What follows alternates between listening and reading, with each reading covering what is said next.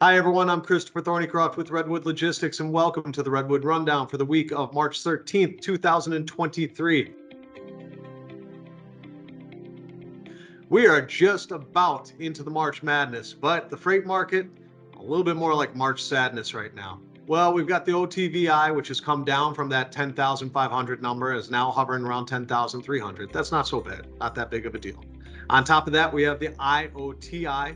That's that inbound ocean TEU index. That number has now come on down to 108. So we didn't go up and keep going. We went up a bit and have started to flatten out, come on down, etc. Now we also have the O-Rail. That's the outbound rail index. That number is at 30,947. That's the lowest that Sonar's ever recorded that. That means there's the least amount of freight moving via the rail that we have seen. Rail is a great indicator for how much stuff is just moving around in the country. So when we see that number fall way down, that's a big indicator for us that there is less stuff that is moving around. Now, we can all generally feel that, right? Everyone in the freight market knows that.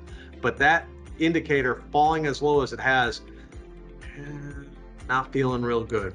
Next up, we have the DAT load to truck ratio, boom, 2.02 to 1.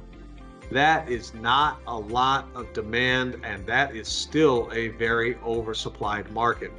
Now, we talked about how we think that the market is starting to shed capacity because that DAT flex point moving up by 0.5 at the end of February, that's just way too much, and that had to indicate that capacity was coming out of the market. If you take a look at the Bureau of Labor Statistics data that just came on out, we saw 8,500 trucking jobs subtracted out in February. Now, that's not the long distance truckload employment numbers that we look at to get a little bit more granular. We know that capacity is starting to be sucked on out, and what that is at this point, when it's in the Bureau of Labor Statistics, that is the larger carriers that are subtracting that capacity. The smaller carriers, your owner operators, they don't even show up in those numbers. Yes, capacity is starting to exit. What that is those are those larger carriers that are saying, hey, wait a second, this is too much capacity. We don't have enough contract freight to keep these guys moving.